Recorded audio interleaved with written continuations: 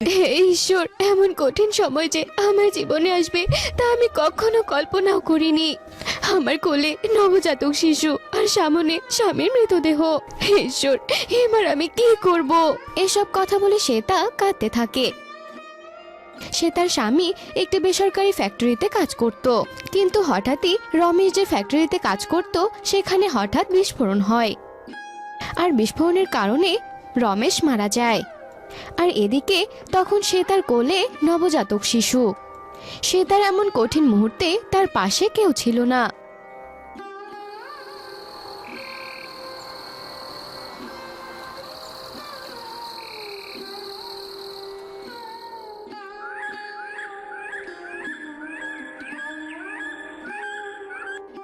হে ঈশ্বর, এই ছোট বাচ্চাকে নিয়ে আমি কোথায় যাব?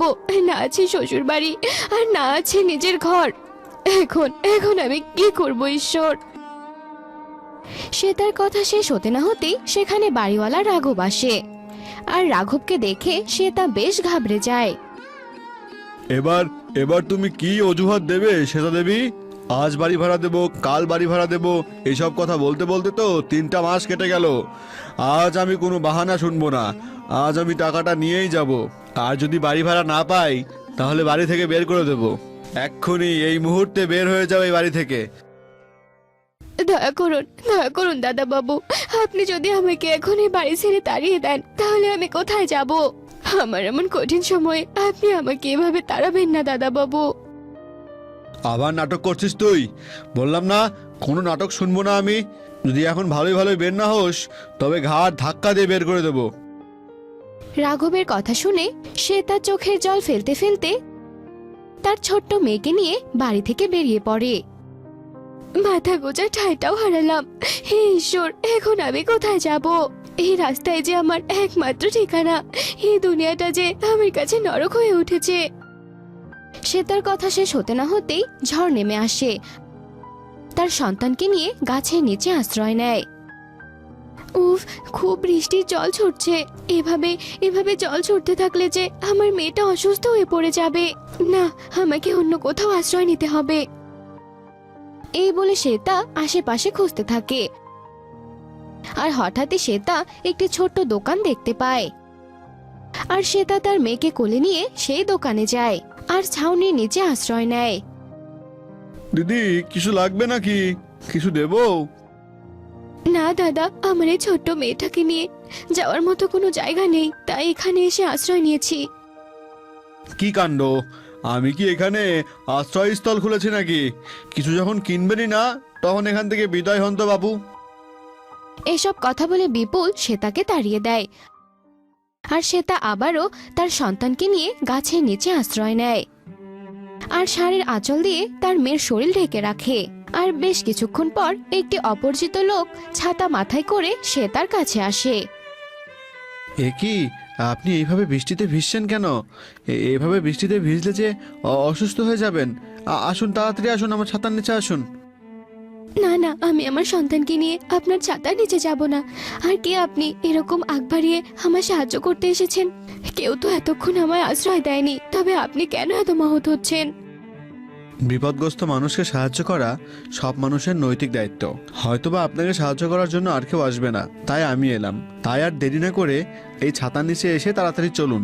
আর চাইলে আপনি আমার বাড়িতেও আশ্রয় নিতে পারেন। আমার বাড়ি এই সামনেই। আর হ্যাঁ, আমাকে খারাপ ভাববেন না, আপনি আমাকে বিশ্বাস করতে পারেন। লোকটির এমন আচরণে শ্বেতা না করতে পারে না। সে তার সাথে বাড়িতে যায়। আপনি এখানে বসুন। আপনাকে দেখে তো বেশ ক্ষুধার্ত মনে হচ্ছে। আমি আপনার জন্য কিছু খাবারের ব্যবস্থা করছি। এ কথা বলে দীপু পাশের ঘরে যায় আর থালা ভর্তি খাবার এনে শ্বেতাকে দেয়। আর শ্বেতাও ক্ষুধার জ্বালায় তাড়াহুড়ো করে খাবার খেতে থাকে। দীপু যেন কোথায় চলে যায়, আর তখনই শ্বেতা কারো কান্নার আওয়াজ শুনতে পায়। হে কি কাণ্ড! এখানে আবার এভাবে কাছে কে? আমি আবার কোনো বিপদে পড়লাম না তো? এসব কথা বলে শ্বেতা কান্নার শব্দ অনুসরণ করতে থাকে। আর কান্নার শব্দ অনুসরণ করতে করতে একটি ঘরের মধ্যে যায় আর সেখানে গিয়ে দেখে একটি মেয়ে কান্না করছে। হে কি, এই মহিলাটি এখানে এভাবে কান্না করছে কেন? ওই লোকটি আবার এখানে একে বন্দি করে রাখেনি তো? এসব কথা বলতে না বলতে দীপু সেখানে চলে আসে আর বলে, আপনি আমাকে খারাপ মানুষ ভাবছেন, কিন্তু আমি সেটা নই। এ হলো আমার স্ত্রী। আমার ছোট্ট মেয়ে দিশা আগুনে পুড়ে মারা যাবার পর ওনার এই অবস্থা হয়েছে। বলছেন কি, কি করে মারা গেছে আপনাদের মেয়ে? সে অনেক বড় ঘটনা। সেদিন আমার মেয়ের জন্মদিন ছিল। আমরা পুরো বাড়ি সাজাতে ব্যস্ত ছিলাম, আর এদিকে আমাদের মেয়েটা হামাগুড়ি দিয়ে দিয়ে চুলার কাছে যায়, আর সেই চুলার আগুনে পুড়ে আমার মেয়েটা মারা যায়। তারপর থেকেই আমার স্ত্রীর এই অবস্থা। অনেক চিকিৎসা করিয়েছি, কিন্তু কোনো লাভ হয়নি। ডাক্তাররা বলেছে যে শুধুমাত্র একটা ছোট বাচ্চা পেলেই আমার স্ত্রী সুস্থ হবেন। আপনি যদি কিছু মনে না করেন, আপনার সন্তানকে কি আমার হাতে তুলে দেবেন? আমি কথা দিচ্ছি, ওর কোনো অযত্ন আমি হতে দেব না। আর এই বাচ্চার বিনিময়ে আপনাকে আমি আমার বাড়িতে রাখবো। তবে তবে তো আপনিও আপনার বাচ্চার কাছাকাছি থাকতে পারবেন। দীপুর কথা শুনে শ্বেতা অনেক চিন্তা ভাবনায় পড়ে যায়, আর অনেকক্ষণ চিন্তা করার পর সে দীপুর কথায় রাজি হয়।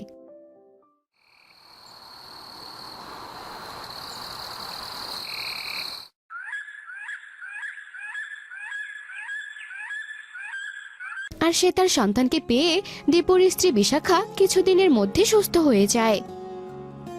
বিশাখা, তুমি তো এখন সুস্থ। আর এটা একমাত্র সম্ভব হয়েছে ওই শ্বেতা দেবীর সন্তানের জন্য। আমি চাই শ্বেতা দেবীর কাছে তার সন্তানকে ফিরিয়ে দিতে। তুমি তো চাইলেও এই সন্তানকে পরিপূর্ণ মায়ের আদর দিতে পারবে না, আর একটা বাচ্চার জন্য যে মায়ের আদর খুবই গুরুত্বপূর্ণ। এটা তুমি ঠিকই বলেছ। ঈশ্বর চাইলে আমরা হয়তো আরও একটি সন্তান জন্ম দিতে পারবো, কিন্তু এই মেয়েকে তার পরিপূর্ণ মায়ের আদর দিতে পারবো না। তবে হ্যাঁ, শ্বেতা দেবী আর তার মেয়েকে চিরকাল আমাদের কাছে রেখে দিব। শ্বেতা দেবী আর তার সন্তানের জন্যই যে আমি আজ সুস্থ হয়ে উঠেছি। বিশাখা আর দীপুর এসব কথা সে তা আড়াল থেকে শুনতে পায়, আর চোখের জল ফেলতে ফেলতে তাদের সামনে যায়। আমি আপনাদের সব কথা শুনেছি, আপনারা সত্যি অনেক উদার মনের। সবকিছু হারিয়ে যে আমি এত সুন্দর একটা পরিবার পাবো তা আমি কখনো ভাবিনি। এসব কথা বলে শ্বেতা হাত জোর করে চোখের জল ফেলতে থাকে। আর এরপর থেকে শ্বেতা তার সন্তানকে নিয়ে দীপু আর বিশাখার সাথে ভালোভাবেই দিন কাটাতে থাকে। তো বন্ধুরা, আমাদের আজকের এই গল্পটি তোমাদের কাছে কেমন লেগেছে তা কমেন্টে জানাতে ভুলো না কিন্তু।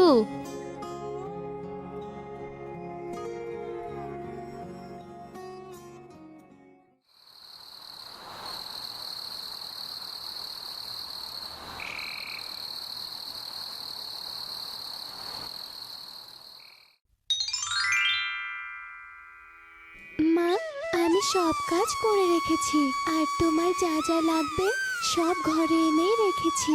একটু বিছানা থেকে উঠে নিয়ে নিও, আমি যত তাড়াতাড়ি সম্ভব চলে আসব। প্রতিদিনই তো কাজ করিস রে মা, আমার শরীরটা আজ মোটেও ভালো লাগছে না। তুই না হয় আজ আমার কাছে একটু থাক রে মা, আমার একটু ভালো লাগবে। থাকবো কি করে মা, জমিদার গিন্নিকে তো আগে থেকে কিছু বলা হয়নি। এভাবে যদি না যাই উনিও তো একাই কাজ করে পেরে উঠবে না মা। আজ বরং যাই, আগামীকাল কাজ করে না হয় ছুটি নিয়ে আসব। তারপর কাল সারাদিন তোমার সাথে বসে গল্প করব। ঠিক আছে রে মা, তাহলে তাড়াতাড়ি বাড়িতে ফিরে আসিস। তোমাকে এই অবস্থায় রেখে আমারও যে কাজে যেতে একদম ভালো লাগে না মা, কিন্তু কাজে না গেলে যে দুজনকে না খেয়েই মরতে হবে। আর টাকার অভাবে তোমার ওষুধও হয়তো কিনতে পারবো না। এমনি টানাটানির সংসার, তার মধ্যে কাজটা না থাকলে তো দুজনকেই মরতে হবে। তোমার এই হতভাগিনী মেয়েটা যে তোমাকে অত কষ্ট করতেই দেবে না মা।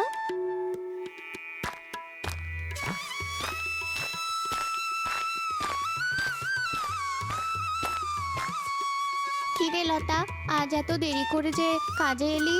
জানিস না বাড়িতে কত কাজ, আর তুই ছাড়া যে একা একা আমি কাজ সামলাতে পারি না। তাও এমন দেরি কেন করলি বলতো? আসলে গিন্নিমা, আমার মা খুব অসুস্থ, তাই সকালে বাড়ির সব কাজ ছেড়ে মায়ের কাজ গুছিয়ে দিতে একটু লেট হয়ে গেল। আমি ছাড়া যে মায়ের আর কেউ নেই যে করে দেবে, আর মায়ের পাশেও তো কেউ থাকে না। কাল সকাল সকাল কাজ ছেড়ে তাড়াতাড়ি চলে আসবো। আচ্ছা ঠিক আছে, তাই করিস। এখন কটা খেয়ে তারপর কাজ কর দেখি। তোর চোখ মুখ দেখেই বোঝা যাচ্ছে তুই না খেয়ে আসিস। আমার মায়ের পর আপনি একমাত্র মানুষ যে আমাকে বোঝেন। এছাড়া এই পৃথিবীতে আমার মতো হতভাগিনীকে বোঝার মতো আর কেউ নেই।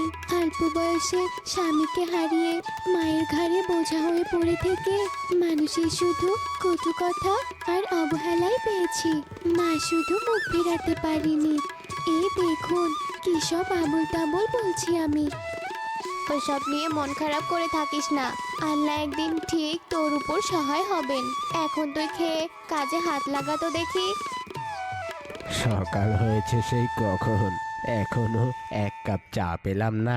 কে কি করে বুঝি না সব। কি কেউ কি আমাকে এক কাপ চা দেবে, নাকি আমি বাইরের কাজে চলে যাব? একটু অপেক্ষা করো, লতা চা নিয়ে আসছে। এত বেলা হয়েছে আর ও এখন চা নিয়ে আসবে? এত বেলা কি করলো তাহলে ও? তুমি ওকে কিছু বলনি? বেচারির মা অসুস্থ, তাই আসতে একটু দেরি হয়ে গেছে। আসার পর আমি আবার কটা খেতে দিয়েছি, তাই একটু দেরি হলো। একটা দিনেরই তো ব্যাপার, একটু মানিয়ে নাও। তোমার এসব দেখলে আমার ভীষণ রাগ হয়ে যায়।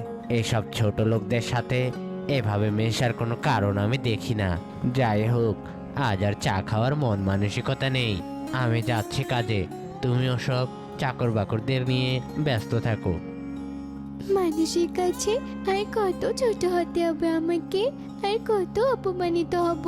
আমি কি এমন অপরাধ করেছিলাম যে এত কষ্ট পেতে হচ্ছে?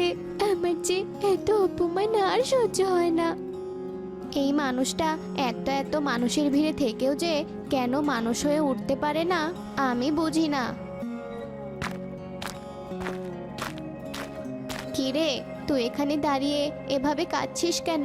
ও, বুঝতে পেরেছি, তুই জমিদারের কথা শুনে মনে কষ্ট পেয়েছিস। তুই তো জানিস উনি একটু ওই রকমই, মানুষের সাথে ঠিকভাবে কথা বলতে পারে না। এটা নিয়ে আর মন খারাপ করিস না। আয় আমার সাথে রান্নাঘরে। দুপুরের খাবারটা আবার সময় মতো না পেলে আজ আর রক্ষে থাকবে না। মা, এ কি লতা, তুই কি এই বাড়িতে শুধু মায়ের পেছন পেছন বসে থাকার জন্যই আছিস নাকি? খালি মায়ের পেছনে বসে থাকবি, কাজ করিস আর না করিস। দিন শেষে খাবার আর মাস শেষে টাকা নিয়ে যাস। কাজের দিকে কি তোর কোনো খেয়াল নেই? এসব কি কথা তিথি? লতা কেন আমার পেছনে বসে থাকবে? ও যে এখানে বসে কাজ করছে, তুই কি তা চোখে দেখতে পাচ্ছিস না? হে তো সামান্য কটা তরকারি কাটছে, বাকি রান্না তো তুমি করছো। তাহলে ওইটুকু কাজ কি তুমি করে নিতে পারবে না মা? এই, তুই এখনো এখানে বসে আছিস যে? আমার ঘর অগোছালো হয়ে আছে, গিয়ে গুছিয়ে দিয়ে আয়। যা যা বলছি এক্ষুনি। এ কিরকম ব্যবহার তিথি? আমি যত তোর ব্যবহার দেখছি ততই অবাক হয়ে যাচ্ছি। এতদিন তোর বাবার এমন ব্যবহারে আমি বিরক্ত ছিলাম, আর এখন তোর কাজ করাতে হবে এসে ভালোভাবে বলতি, ও তো করে দিত। এমন ব্যবহার করার কি কোনো দরকার ছিল? বলার সাথে সাথে দেখ ও তোর কাজ করতে চলে গেছে। ও যে কেমন কাজ করে তা আমি জানি। এসব মানুষের সাথে তুমি এভাবে মেশো বলেই বাবা তোমাকে ছোট লোক বলে। নিজের রুচি বদলাও মা। অমন রুচির কোনো দরকার নেই আমার, তুই এখন যেতে পারিস।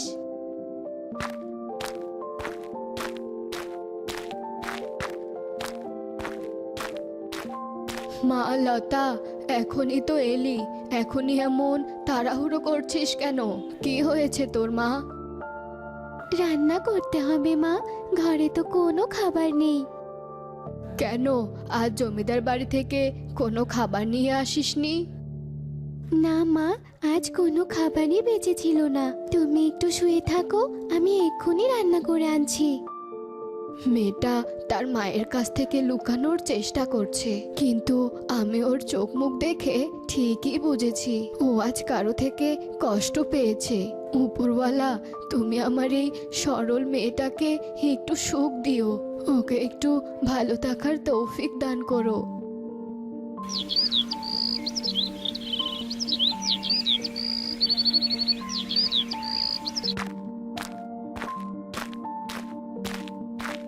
গতকাল এত করে বলার পরেও কি তোর লজ্জা হয়নি? এত কাজ থাকতেও শুধু মায়ের পেছন পেছন বসে থাকছিস। দেখ তিথি, তুই ওর সাথে আর একবারও এভাবে কথা বলবি না। আমি ওকে এখানে কাজ করতে বলেছি বলেই ও এখানে কাজ করছে। তোর কোনো কাজ দরকার হলে বল, ও করে দেবে, কিন্তু এভাবে কথা বলবি না। জানি না এই কথার জন্য কবে কি হয়ে বসে। হয়েছে মা, আমাকে আর তোমার জ্ঞান দিতে হবে না। এই যে তুই আমার সাথেই আয়।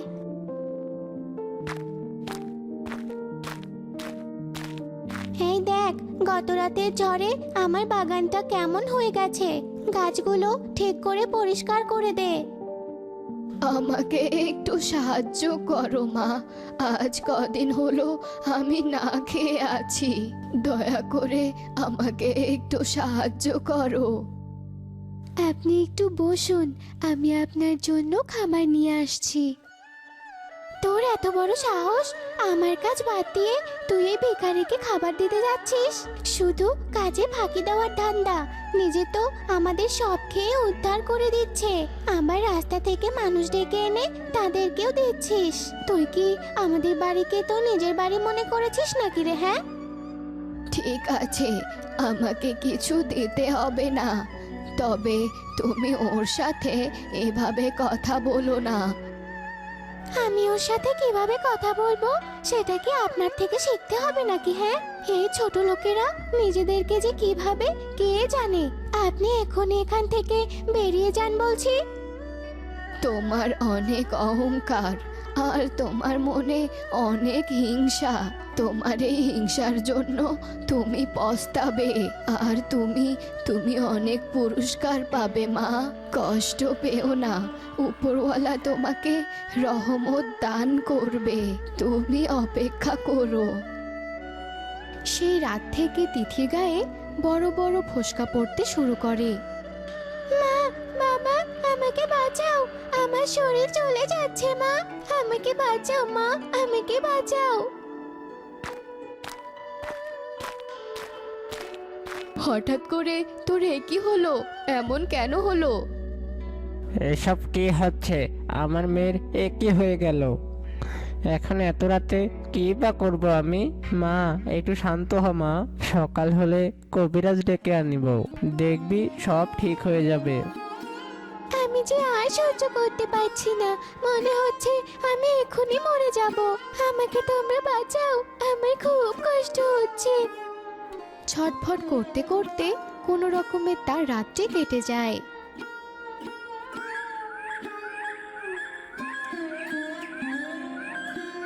জমিদার সাহেব, অনেক পরীক্ষা করে দেখলাম আপনার মেয়ের কোনো সাধারণ রোগ হয়নি। এ এক বিরল রোগ, এর কোনো ঔষধও নেই। এসব আপনি কি বলছেন কবিরাজ মশাই? কি এমন রোগ যার কোনো ঔষধ নেই? গিন্নিমা, ওর অভিশাপ লেগেছে, যার কোনো সাধারণ ওষুধ নেই। শুধু একটি মাত্র উপায়ে তাকে বাঁচানো সম্ভব, তাছাড়া আর কোনো পথ নেই। কি সেই পথ, সেটাই বলুন। সেটা কোনো সাধারণ কাজ নয়।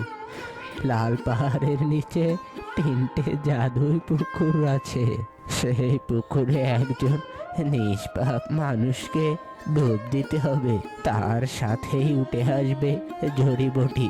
সেই 3 জাদুর পুকুর থেকে যে জড়িবটি উঠে আসবে, সেই জড়িবটির বেটে তার রস ওকে খাওয়াতে হবে। কিন্তু সমস্যা হলো যে ওই জড়িবটি আনতে যাবে, সে যদি কোনো পাপী হয়, সে আর বেঁচে ফিরতে পারবে না। এত নিষ্পাপ আমিও না গিন্নি, তাহলে কি তুমি যাবে? আমিও তো এত নিষ্পাপ নই। তোমরা কেউ আমার জন্য যাবে না, আমি বুঝতে পারছি। তোমরা মারা যাওয়ার ভয়ে সেখানে যাচ্ছ না। ঠিক আছে, তোমাদের কাউকে যেতে হবে না, আমি নিজেই মরে যাব। আমি যাব, আমি মরে গেলেও কিচ্ছু হবে না। আমার এই জীবন থাকা আর না থাকা সমান, তাই আমি ওই জড়িবুটি আনতে যাব। লতা সেই লাল পাহাড়ের নিচে থাকা 3 জাদুর পুকুরে যায় জড়িবুটি আনতে। এটা তো মনে হচ্ছে তামার জাদুর পুকুর। আগে আমি এটাতেই ডুব দেব। আল্লাহ, আমি যদি বেঁচে না থাকি তাহলে তুমি আমার মাকে দেখে রেখো। এছাড়া আমার আর কিচ্ছু চাওয়ার নেই।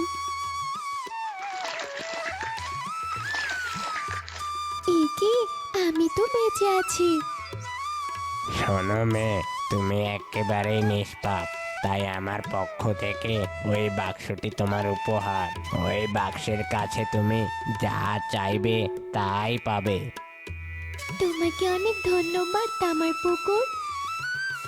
এবার তাহলে আমি রূপার পুকুরে ডুব দেই। শোনো মেয়ে, ওই বাক্সের কাছে তুমি যা খাবার চাইবে তাই পাবে। এটা তোমার পুরস্কার। তোমাকেও অসংখ্য ধন্যবাদ। এবার এই সোনার জাদুর পুকুরে ডুব দেব।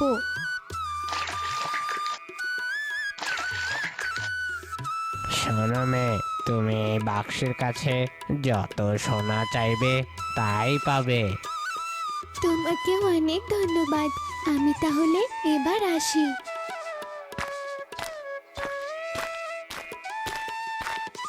কবিরাজ মশাই, আমি চলে এসেছি। এই নিম জড়িবুটি, আর এগুলো আমি উপহার পেয়েছি। এই না তিথি, খাও এগুলো রস।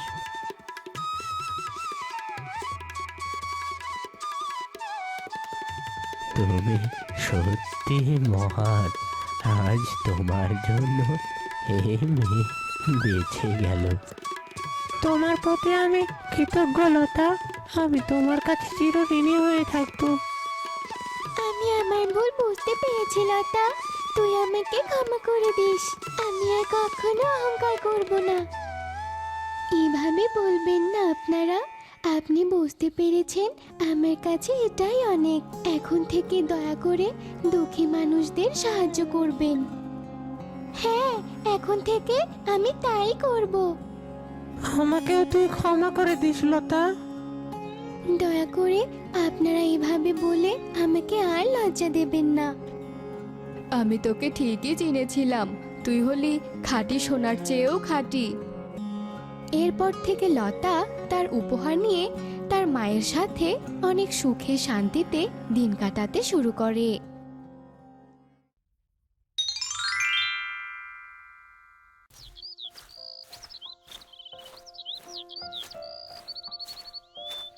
সারাদিন কাজ করে এসেছো, এখন একটু বিশ্রাম নেবে, আর তা না করে বাগান পরিষ্কার করতে এসেছো। বউ, তুমি তো জানোই আমি যতই ক্লান্ত থাকি না কেন, এই বাগানের কাছে এলে আমার মন প্রাণ সব জুড়িয়ে যায়। আমার তৃপ্তি শুধু আমার ফুলের গন্ধে আমার পুরো বাড়ি মোমো করবে। আমার পাখির কিচিরমিচিরে আমার মন ভরে যাবে। আমার স্বপ্ন এটাই, এখানেই আমার সব ক্লান্তি শেষ হয়ে যায়। তোমার মতো মানুষ হয় না, সবচেয়ে ভালো মানুষ তুমি। এর প্রতিদান একদিন উপরওয়ালা ঠিকই দেবেন। তাই যেন হয়। এই মধুরানী, আমাকে আরো বেশি বেশি মধু দে। এইটুকু মধুতে আমার ব্যবসা হয় না।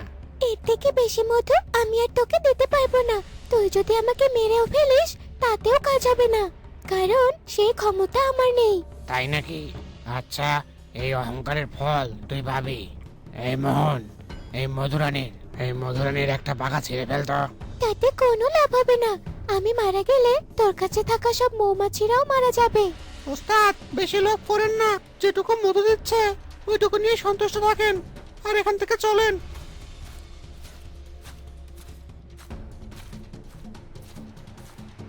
ভাই, মনে হয় মধুরানীকে আপনি ঠিক মতো বশ করতে পারেননি, তাই ও আপনার কথা শোনে না। জীবনে এত মধুরানীকে বশ করলাম, কিন্তু ওকে যে কেন বশ করতে পারছি না সে কথা আমি কিছুতেই বুঝতে পারছি না। ওকে তো জঙ্গল থেকে ধরে এনেছেন, তাই হয়তো একটু সময় লাগবে। মধুরানী, আপনার তো অনেক ক্ষমতা, তাহলে শুধু শুধু ওর কথা এসব সহ্য করছেন কেন? আমি আসলে দেখতে চেয়েছিলাম ও কেমন মানুষ, তাই একটু পরীক্ষা করছিলাম। আর সহ্য করব না, আমরা এখান থেকে চলে যাব। এক্ষুনি চলো, আমরা একটা নতুন বাসা বানাবো। আমরা কোনো জঙ্গলে মৌচাক বানাবো না, আমরা বানাবো মানুষের বাড়িতে। দেখবো অন্য মানুষেরা কেমন হয়। চলুন তাহলে, আমাদের দল নিয়ে আমরা এক্ষুনি চলে যাই। হ্যাঁ, চল তবে।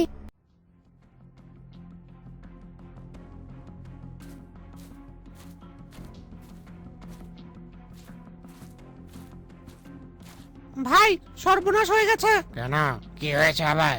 সেদিন যে জঙ্গল থেকে মধুরানী সহ মৌচাককে ধরে এনেছিলাম, তারা সবাই চলে গেছে, কাউকে খুঁজে পাওয়া যাচ্ছে না। কি বলছিস এসব? আমার বস থেকে ছুটে ও আমার বস থেকে ছুটে ও দলবল নিয়ে পালিয়ে গেছে। তার মানে ও তো কোনো সাধারণ মধুরানী নয়। ছোটবেলায় দাদুর কাছে শুনেছিলাম একদল মধুমাছি আছে, একদল মধুরানী আছে যারা জাদু জানে এবং তাদের অনেক ক্ষমতা এবং তাদের বশ করা সহজ নয়। আজ অবধি তাদেরকে বশ করতে পারেনি। তারা নাকি ইচ্ছা করলে সোনার মৌচাক আর সোনার মধুও তৈরি করতে পারে। তার মানে আপনি কি বলতে চাচ্ছেন আমরা সেই জাদুর মধুরানীকে ধরেছিলাম? তাই তো মনে হচ্ছে। শোন, যে করেই হোক ওকে আবার ধরতে হবে।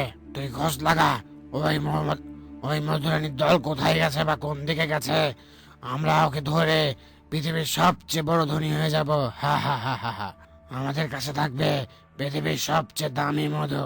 ঠিক আছে ভাই, যে করেই হোক ওকে আমরা খুঁজে বের করেই ছাড়বো।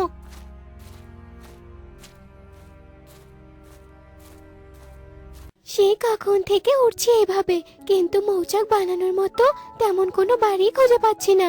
মধুরানী, ওই দেখুন কি সুন্দর একটা বাড়ি, চারদিকে গাছপালা দিয়ে ঘেরা। আরে সত্যি তো, এই বাড়িটা সত্যি অনেক সুন্দর। এই বাড়িটা আমাদের মৌচাক বানানোর জন্য উপযুক্ত। তবে এবার কোনো সাধারণ মৌচাক বানাবো না, সোনার মৌচাক বানাবো। কারণ এই বাড়িটা আমার অনেক পছন্দ হয়েছে, তাই আমি মনের মতো করে মৌচাক বানাবো। ঠিক আছে মধুরানী, তাই হবে। মৌমাছি আর তার দলবল মিলে রবির ঘরের পেছনে মৌচাক তৈরি করে।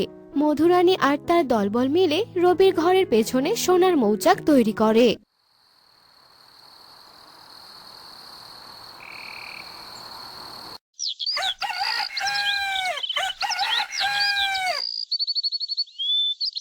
বউ, এই দেখো আমাদের ঘরের পিছনে মৌমাছিরা কত সুন্দর একটা মৌচাক বানিয়েছে।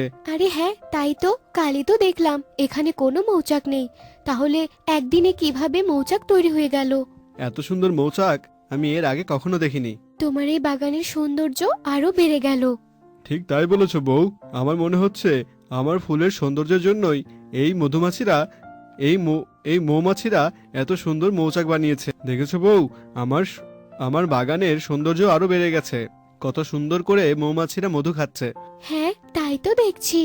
শুনলি মানুষগুলোর কথা, এরা আসলে হয়তো অনেক ভালো, আর এরা আমাদের কোনো ক্ষতি করবে না, দেখিস। হ্যাঁ মধুরানী, আমারও তো তাই মনে হচ্ছে। আমরা এখানে শান্তিতে থাকতে পারবো।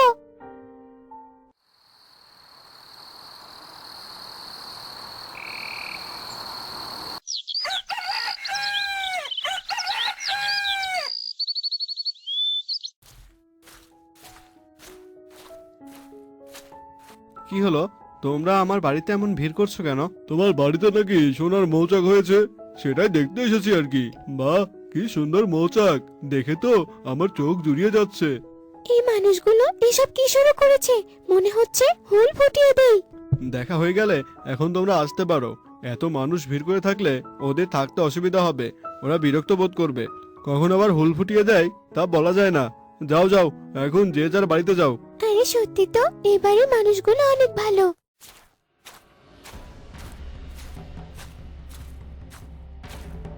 ভাই, একটা খবর আছে। কি খবর? কি খবর বল দেখি। আমাদের গ্রামে রবির বাড়িতে নাকি ওই জাদুর মধুরানী মৌচাক বানিয়েছে, তাও আবার সোনার। কি বলিস সত্যি নাকি? তাহলে এক্ষুনি চল ওর বাড়িতে। যদি সত্যি থাকে তাহলে এক্ষুনি আমি ওই মধুরানীকে ধরে নিয়ে আসবো।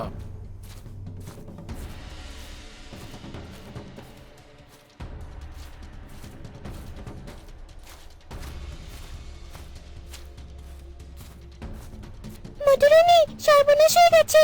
ওই শয়তান মোড়ল এই বাড়ি থেকে আসছে। আমাদের এক্ষুনি এখান থেকে পালাতে হবে।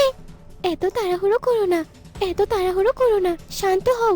ওই মৌয়ালা আমাদের কোনো কিছু করতে পারবে না। ও যে আমাদের কিছু করতে পারবে না এটা হয়তো তুমি ভালো করেই জানো। আরো ধরে নিয়ে গেলেও আমাকে আটকে রাখতে পারবে না, সেই ক্ষমতা ওর নেই। আমরা মধুরানী না, আমরা মধুরানীরা কখনো বশ মানি না, তাই তুমি কোনো চিন্তা করো না। ঠিক আছে মৌরানী। এ কি মোয়াল ভাই, হঠাৎ আপনি আমাদের বাড়িতে? এই এলাম আর কি। শোনো, তোমাদের বাড়িতে যে মধুমাছিগুলো, তোমাদের বাড়িতে যে মধুমাছিগুলো বাসা বেঁধেছে ওগুলো আমি নিতে চাই। ওগুলো তোমাদের বাসাতে রেখে কি করবে বলো? বলা তো যায় না, কখন আবার হুল ফুটিয়ে দেয়। তার চেয়ে আমরা নিয়ে যাই। না না, ওরা আমাদের হুল ফোটায় না। তোমাদের এসব নিয়ে ভাবতে হবে না, তোমরা এখন আসতে পারো। এসব কথা কেন বলছো? মনের কথাটা বললেই ভালো যে তোমাদের টাকা লাগবে, তাই তো? ঠিক আছে, বলো কত টাকা চাও? মল ভাই, তুমি হয়তো আমার কথাগুলো বুঝতে পারোনি। আমি এই মধুমাছিগুলো দেব না, তা টাকা দিয়েই হোক, তা টাকা দিয়েই হোক বা না দিয়েই হোক। তুমি মধুমাছি নিয়ে ব্যবসা করো। আর এই মধুমাছিগুলো আমার আবেগ। ওরা আমাদের বাসায় এসেছে, ওরা আমাদের বাসায় এসেছে।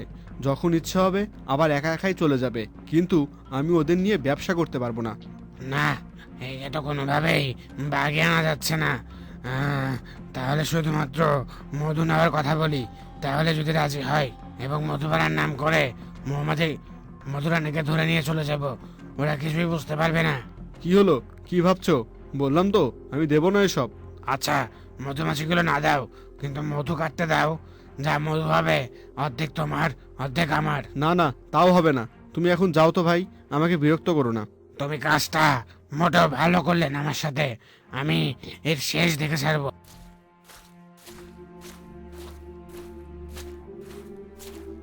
এই সামান্য বিষয় নিয়ে মোয়াল এমন করলো কেন বুঝলাম না। আমিও বুঝলাম না, মনে হলো কোনো একটা গন্ডগোল আছে। কিছুদিন যাওয়ার পর রবির এক বিরল রোগ হলো। কবিরাজ মশাই চুপ করে থাকবেন না। কি হয়েছে বলুন আমাকে, দয়া করে আপনি চুপ করে থাকবেন না, বলুন। কি আর বলবো মা, আমি তো এমন বিরল রোগ এর আগে কখনো দেখিনি। আমাকে কয়টা দিন সময় দাও। আমার পুরনো পুঁথিগুলো পড়ে আমি একটু জানার চেষ্টা করি এই রোগের কারণ, তারপর দেখি কোনো উপায় পাই কিনা। ঠিক আছে মোড়ল মশাই, আপনি যে করে হোক একটা উপায় বের করুন। দয়া করে আমার স্বামীকে বাঁচান।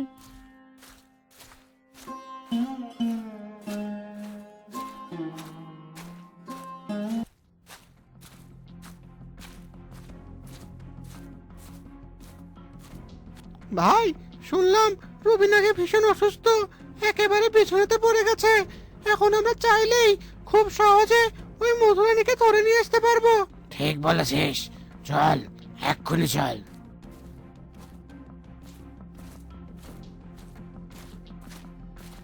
ভাই, ঘরের আশেপাশে তো কেউ নেই, চলুন ওকে ধরে নিয়ে আমরা পালাই। তাই নাকি?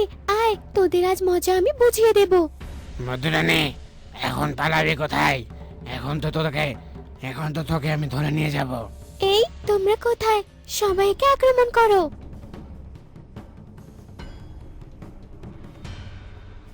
ওরে বাবারে, ওরে মারে, এ বাঁচাও বাঁচাও। মধুরানী ক্ষমা করে দাও। আমরা আমরা হাত তোমাকে ধরতে আসবো না, দয়া করে ছেড়ে দাও। শেষবারের মতো আমি তোদেরকে ছেড়ে দিলাম। এরপর কখনো আসলে তোদেরকে আমি ছেড়ে দেব না, এই বলে দিলাম। কথাটা দাদু কথা ঠিকই বলেছিল, ওকে কখনো বসে আনা যাবে না। হ্যাঁ হ্যাঁ ভাই, তাড়াতাড়ি চলুন এখান থেকে। বাইরে এত চেঁচামেচি কিসের? একবার গিয়ে দেখো তো কি হয়েছে। কে কে এত চেঁচামেচি করছে? এ কি মোয়াল ভাই, আপনি? আপনাকে তো আমি আসতে না করেছিলাম, তারপরেও কেন এসেছেন? আর আপনার মুখের এ কি অবস্থা? ভুল হয়ে গেছে আমাদের। রবি ভাই অসুস্থ শুনে আমরা মধুমাছিদের চুরি করতে এসেছিলাম, কিন্তু আমাদের উচিত শিক্ষা হয়ে গেছে। আমরা আর কখনো আসবো না ভাবি। আমরা গেলাম।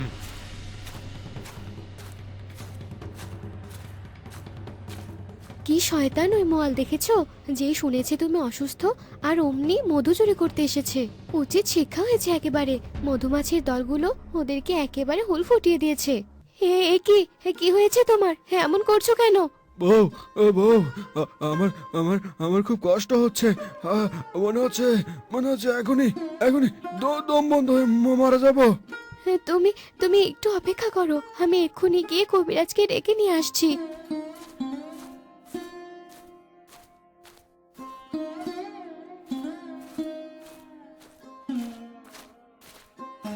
কবিরাজ মশাই, তাড়াতাড়ি করে আমার বাড়িতে চলুন। আমার স্বামী হঠাৎ করে অসুস্থ হয়ে পড়েছে। আমি তো তোমাদের বাড়িতেই যেতে চাচ্ছিলাম, কিন্তু তুমি যখন এসেছো তখন আর যে লাভ নেই। শোনো, আমি রবির এই রোগের কারণ জানতে পেরেছি এবং এর উপায়ও জানতে পেরেছি। তাহলে আর দেরি কিসের? আপনি তাড়াতাড়ি করে সেই ওষুধ আমাকে দিয়ে দিন। এই রোগের ওষুধ? এটাই তো সমস্যা। এই রোগের ওষুধ তো কোথাও খুঁজে পাওয়া যায় না। এই রোগের ওষুধ কোনো গাছপালা থেকে হয় না। তাহলে কোথায় পাবো এর ওষুধ? সেটা তো আমিও জানি না, কিন্তু কিন্তু শুনেছি সোনার মৌমাছির তৈরি মধু খেলে এই রোগ ভালো হয়ে যায়। সোনার মধু খাওয়ালেই কেবল ওর রোগ ভালো হবে, নয়তো ওর মৃত্যু তোমাকে মেনে নিতে হবে। তাই আমি আর যাচ্ছি না তোমাদের বাড়িতে। তুমি বাড়ি চলে যাও।